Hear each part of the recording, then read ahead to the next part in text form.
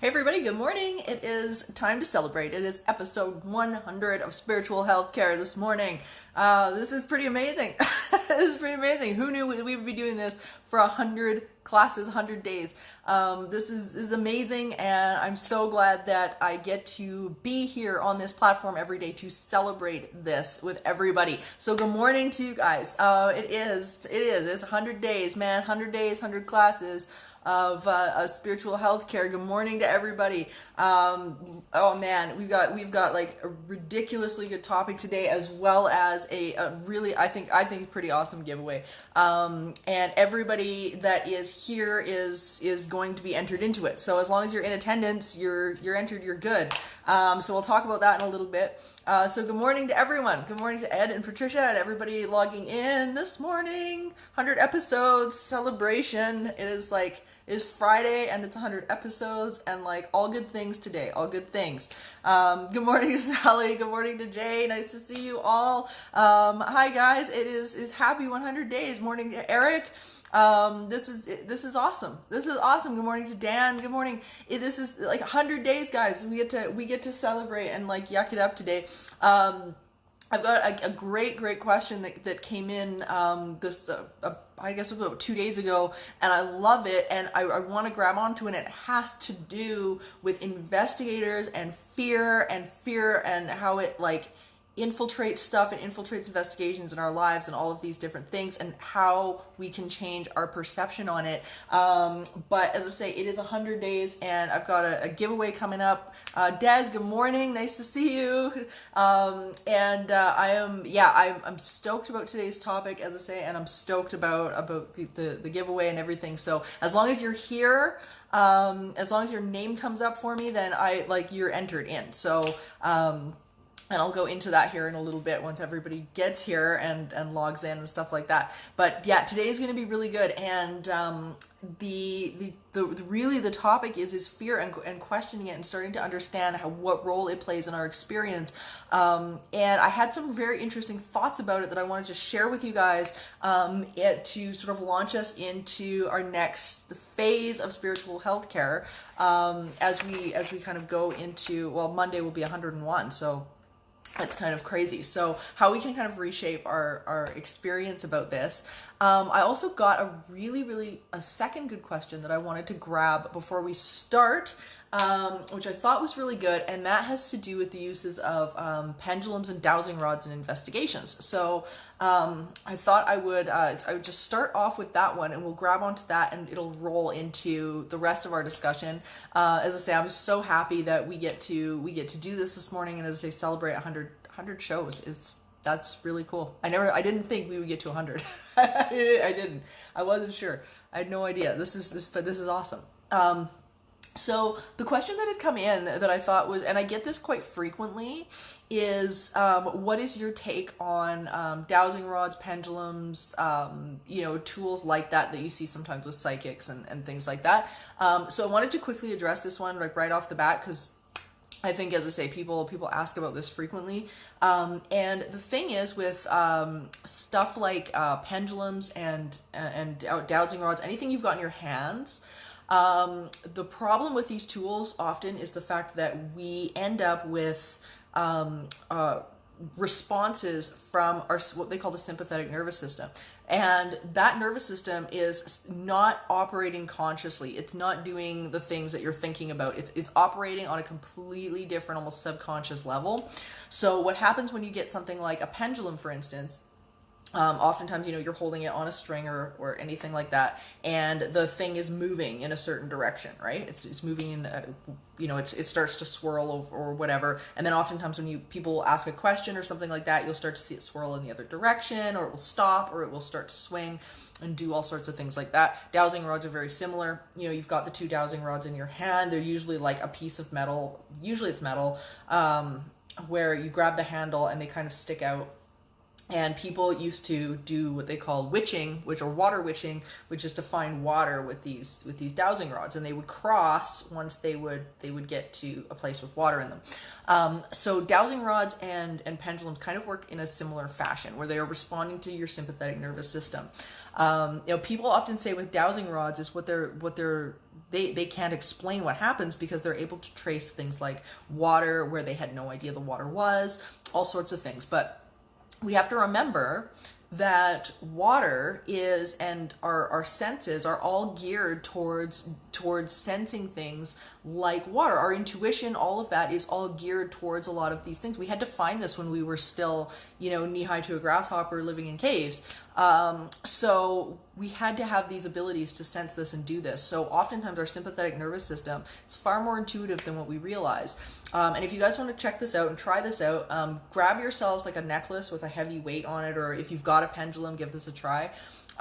Is focus on a question, focus on which direction you want it to swing, and what you're going to find is that it will obey you. It will obey you and obey which way you're going and stuff. So that's my take on pendulums and stuff like that, is that, I think as long as we understand what it is that's actually creating that motion and creating that movement, they're fine.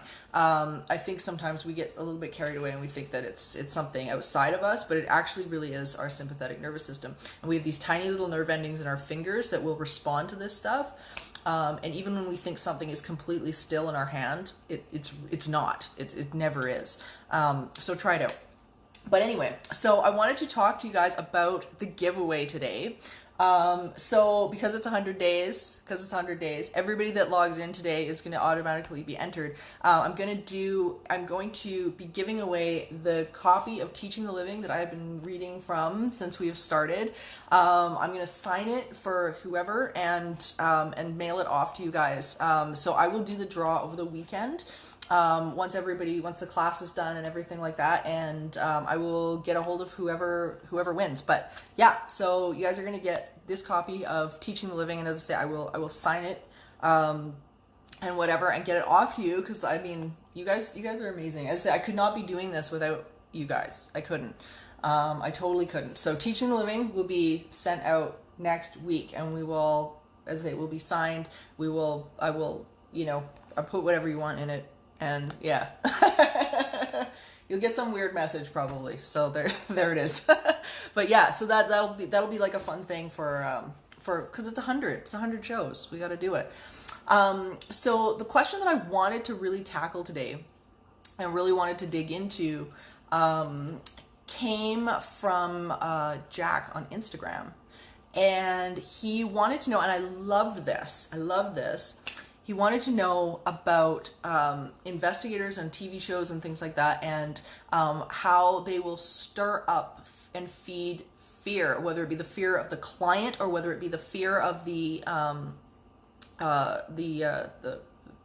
fear in the space, sort of like jacking up the energy and just creating and stirring up fear and all things like that. What do we do about this? What do we talk? Let's talk about this, because we see this not only in paranormal stuff. We see this in the media. We see this in politics. We see this in the news. We see this, like, it's crazy, man. It's all over the place. It's all over. Good morning to everybody that's just come in. Brandy and Shadow, nice to see you. Reagan, nice to see you. Good morning to everybody that is just currently getting here, and welcome to our 100th episode. So this whole idea of stirring fear up and how we use our words, how we use our language, and we've talked about that a lot in spiritual healthcare prior. But like, I think the way I wanted to address it today is a little bit different. And I think I began to think about this last night and sort of take this apart piece by piece as to what is it about situations when stuff gets bad, or when we've got these negative messaging, whether it be media or people around us or whatever that is coming in. Why is it that we tend to forget like everything that we've learned? You ever notice that? Like, you forget, right? Like, you forget because you get all of these negative messaging coming in and whatever, and everything that you think you know just goes out the window. So source, this is what I came to, is that source can be really hard to recognize in a storm. And people are so often afraid of the solution. So that you can be stuck in a problem, for instance, with paranormal research. Say if we got a haunting that's quite negative or something like that, the solution sometimes is often more frightening than what they are actually experiencing in their home, whether it be a haunting or whatever, what's going on. And so often this translates into the rest of our experiences as well, is that, you know, we want a problem to be over. We don't like where we are. We're miserable where we are. But the idea of the solution is more frightening than what it is to sit in the problem and stew in the problem. And the result is, unfortunately, with a lot of people, and especially like I've had so many clients fall into this category, is that they do nothing. That's their solution. They just do nothing, because they're just like critically happier, and by happy I mean, you know, settled in the problem. But they get settled in the problem, and so you end up stuck, and you end up stagnant and just not moving in any one direction, and oftentimes stewing on the problem ends up to be more satisfying than actually creating the solution. So I kind of like the analogy that it's almost like you're stuck on a boat, and when you're in this kind of a situation, the problem with fear, and when you're stirring up fear, you've got people that are stirring up fear in your experience, because we can't control them, we can only control us. If they're stirring up fear in your experience, you end up sort of stuck on this floating boat of mediocrity, and you can't get off of it. You just can't get off of it. You're going to float along in this boat of mediocrity, because when the solution is something that you're too afraid to pursue, then you really do step out of, that opportunity. The only way to turn around and get through to a situation like this and move through a situation like this, is to be able to step into an opportunity. And if you lack the courage to do that, it becomes a really big problem. I see this with clients very frequently when I'm dealing with them, where they want the solution. They want to get out of the negative haunting or the whatever that's going on around them. And I turn around and say, great, that's cool. Here's the emotional work that you have to do in order to get to this solution, or you need to change these things about your life in order to get your life to a better place so that you can manifest a new situation. And what's interesting is that there's been times where they will turn around and say, absolutely hell no, and either will throw a big bunch of roadblocks or a big bunch of excuses in, and they end up still dealing with the entity, 6 months, 2 years, 3 years down the road. And this becomes a huge problem, because if you're in the boat at 30, if you're in the boat at 40, if you're in the boat at 50, when are you going to get off the damn boat? And if you can look back on your life and you realize that you've been in this damn boat and, those years are creeping up, you got to start to ask yourself, when are you going to get off the boat? Because that boat of mediocrity it just floats there. It doesn't really do anything. And that, whether it be, in relationship to, your lifestyle, whether it be in relationship to a job or a relationship or a haunting, it all translates. It's all going into, it's the same thing, right? So we have to be able to understand that we have to say goodbye to that to get what you are coming to and what you are being called to. So this is the hard part for a lot of people to really get, is the fact that the solution is often something that you're probably going to be afraid of. This is the kicker. Everybody's waiting for that solution to be like this moment in time, and like the light shines down and all they're going to have this obvious solution. But sometimes the solution is actually something that you're afraid of. And this is where the difference comes between the people who stay on that boat and are hanging around on that boat and are willing, and the people that are willing to step off and step into the courage to get to that next space. So this is it's a big concept. It's a big deal. We've really got to get that it is a spirit, not a conscious spirit, not an intelligent spirit, but an attitude that is really preventing people from moving into this next phase of their experience. It's something going on. It's an attitude. It's something going on with you, and it's so easy to point out there and explain it away by pointing at other things. And the funny thing is when we get to clients and stuff like that, because I've had so many over the years, and they oftentimes are so busy pointing at the haunting. They're so busy pointing at the hauntings, going, it's if this was different, then I would do, or if that was different, then I would do, or if this was and it drives me up the wall, because really all of this, it really does start with your attitude about the situation. My friend John Taffer, who is a brilliant marketing strategist, and he has fixed bars all over the world. He has fixed, and he doesn't just fix bars. He fixes people. He fixes business owners. And what's so interesting about it is that so many of the people that he has worked with over the years will not get off of that boat. So it's not just within the paranormal field. This is in every industry. Every industry. He wrote a fantastic book called Don't Bullshit Yourself. And it's one of my favorite books, because he busts through the top few major excuses that people use, and it's always external. It's always external. It's either these people did these things for me, I don't have the money, I don't have the resources, I don't have. And he actually not only breaks down why those solutions or why those excuses don't work, but also provides all the solutions in them as well. Also solutions to them. It's really, really good. But it begs the question, if you had no fear, what would you do? What would you do? This is your homework today, you guys, for the weekend. If you had no fear, if it was not there, if you could wipe the slate clean, what would you do?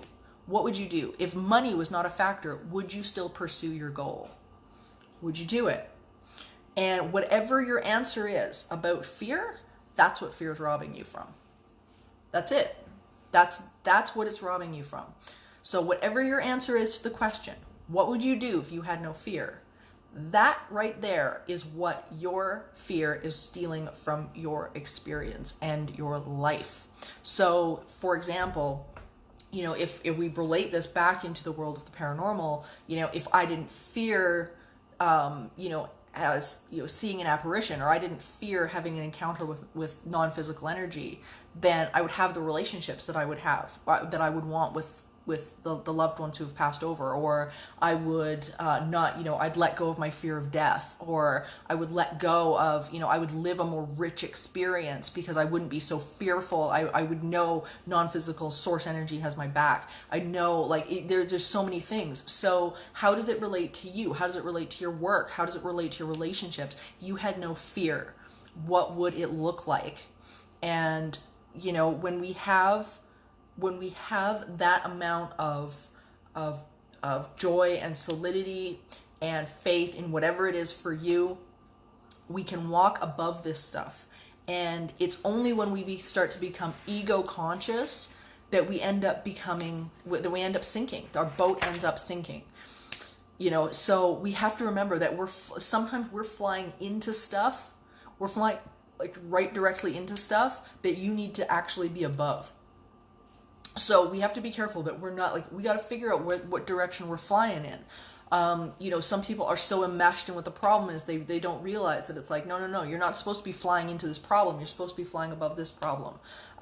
It becomes very difficult to do that sometimes, especially when we're in a situation where it seems very encompassing. Sometimes it takes some third party that's not in the situation itself to grab onto you and go, you actually don't have to be dealing with this. So we have to remember that. The other thing that I really wanted to grab onto today in relation to people that are feeding the fear of stuff that's going on is that sometimes what we forget is that the answers, or the blessings, or the positivity, or the answer doesn't come as a physical thing first.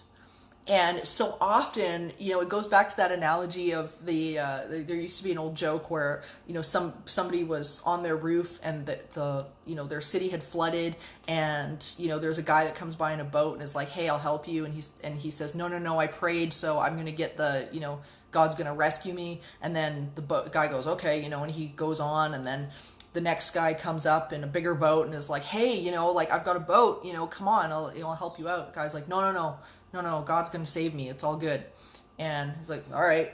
And, 3 boats later and whatever, the guy's sitting on the roof and he's going, well, I don't understand what happened. God didn't come and save me. And God says, like, dude, I sent you 3 boats. What do you want? So often, we think that these, like, the answers, whatever that faith is for you, is going to come as a thing. And oftentimes, sometimes it doesn't come that way. It comes as an emotion first. It comes as an idea first. It comes as a non-physical form first. So we're waiting for that boat. We're waiting for something, to show up and to move into our experience that we can physically see. But sometimes it will come as an emotion first. And it comes as like an idea or an inspiration, or, somebody that's sitting there, for example, and praying for a lot of money, or wishing for a lot of money, or wanting to manifest a lot of money. And they're sitting there and they're waiting for their bank account to fill up. And in the meantime, they're getting all of these awesome ideas, and they're going, oh man, that's a great idea for a book, or oh man, that's a great idea for a podcast, or that's a great idea for, whatever. And they're ignoring these ideas because they're still waiting for the money. And they don't realize that it's like the inspiration and these ideas, this is all translation stuff from non-physical energy. And if we start to learn to follow through on some of this stuff, bam, the doors open, we get our answers. But everybody's kind of waiting for that physical manifestation, and that's just not where a lot of this stuff starts. It starts as an idea that you've got to move on. You can't deliver greatness if all you're breathing is weakness. It just doesn't work. You have to be able to change what you're interpreting and how you're interpreting it. And if you don't perceive your situation properly, because this is where the whole perception thing comes in. If we don't get that, then we miss it. Like, we will miss the answer, we miss the solution, because the solutions are done. As soon as there's a problem, here's what I've learned. Here's one thing I've learned. When when a problem shows up, the solution is already there. And what's fascinating to me is that as soon as I turn around and line up with the solution makes itself very present. And very quickly, like usually on the heel of the problem. Even when I'm dealing with clients, I'll be in a house or something like that, or a business, and the person's problem might be extremely complex. It might be very multi-layered. It might have multiple different aspects to it. The kids might be in turmoil. The adults are in turmoil. They're broke because they're house poor because they've moved a million times trying to get away from the haunting. They've got a billion things going on. And what's interesting about that for me is that, if you turn around and then you start to focus on the fact that, no, get your head out of the problem, because the problem exists on a different frequency than the solution does. So get your head out of the problem, start to focus on that energy, that vibration of the solution. The solution is right there.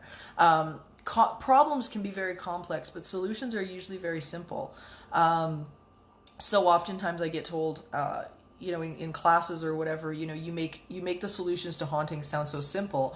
Well, yeah, the solution is usually pretty simple, but the problems are complex, and it's not to downplay the problem. But when we start to understand that when we can focus on the solution and understand that's got its own energy and it's different than the energy of what the problem is, then we can find it very, very quick. It's really, really cool. And it shows up in the most unexpected places, like ridiculously unexpected places. It's crazy. But I want you guys to think about that over the weekend. Is what would you do? What would you do if you had no fear? What would you do? And maybe it is in relation to the paranormal. Maybe it is, like what would you pursue?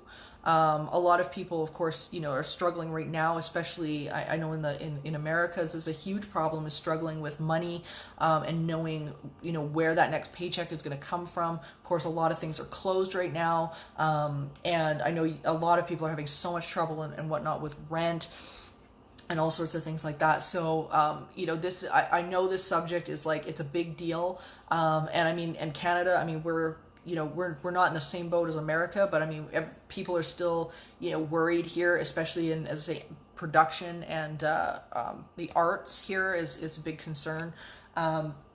So we have to be able to line up with the solution on a broader level. Is what we got to do.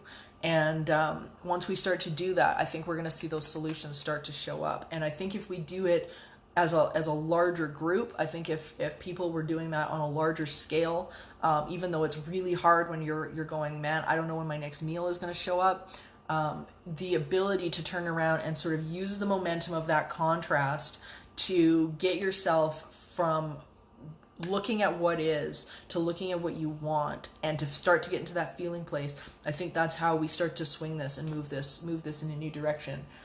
So I wanted to read a little bit from Teaching the Living, because, as I say, this is going to somebody today, and it's gonna I'm gonna sign it and stuff like that, and I will announce the winner later today on Facebook, and I will get a hold of you so that you know that it's yours and whatnot.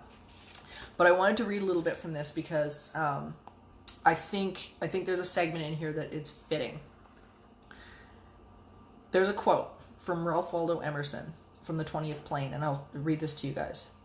"This is not the picking of a lock on a door where it is written, 'Do not enter.' This is not a question of dates, material information, personal affairs, but the entrance of the soul into a higher state." And that was Ralph Waldo Emerson. So I continued. There's good news and bad news. The good news is you're in control and it's up to you. The bad news is you're in control and it's up to you. I'm here to interrupt your pattern and deconstruct your perceived harmony. You wouldn't be having trouble if there wasn't some kind of dysfunction going on. This isn't easy. Speak your truth. Trust the process. When Stephanie and I developed Teaching the Living for our clients, we discovered that this was not just a journey of our clients, but a journey for us as well.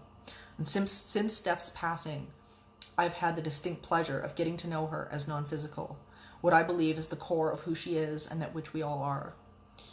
The core of energy, whatever you want to call it, is something that is accessible to us as living beings. We don't need to croak to experience the magic of the conscious universe. Teaching the Living is about embracing the non-physical world along with what our brain translates as matter, and letting go of the separation between what we are creating and what is happening to us. I hope that our words, stories, and the words of many others have propelled you to answer those questions in new ways, or perhaps allowed you to answer them at all. So this is going to someone today. I can't wait. I can't wait. It's going to be so good. I am super glad and so grateful that I get to be able to do this with you guys every single day, and just go into this experience, because I think the way we are moving into the new world of whatever this is going to look like for the rest of the year, is so crucial. And the energy, the spirit that we bring with us, is going to start to move things, if for nothing else, for the people around you and your own experience, because all we can control is us. And we can't control what all these other people are doing, but we can control ourselves. We can control our vibration, our energy, and our attitudes moving into this world. So we can't go without our peace affirmations, because we gotta have that energy going throughout the day. 100 episodes, you guys, 100 episodes. So everybody take a breath.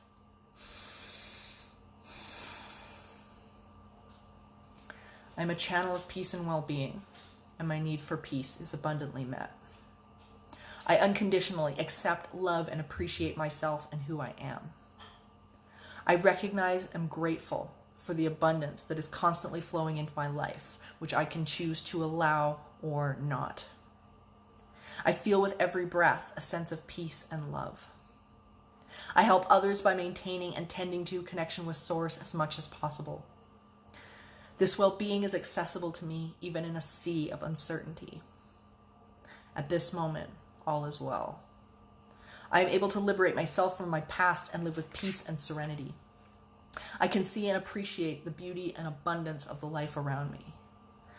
I am able to embrace love while letting go of fear, and I find peace with the soothing silence of my inner being. And everybody take a breath.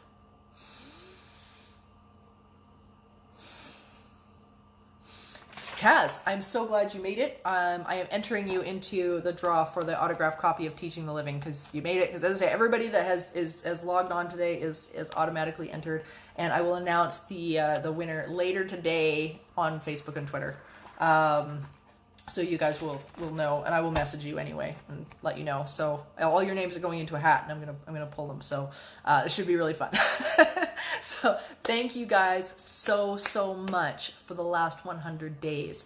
You are incredible, all of you, and I am just so thankful to be able to have this technology, have this platform, to be able to connect with all of you and to continue to do this. And your questions and your comments and your amazing messages to me inspire me to keep going. So don't stop any of it. And I will see you guys. Monday morning, spiritual healthcare. And I will talk to you all very soon. Very soon. Have an amazing weekend, you guys. Have an amazing weekend. Bye, everybody.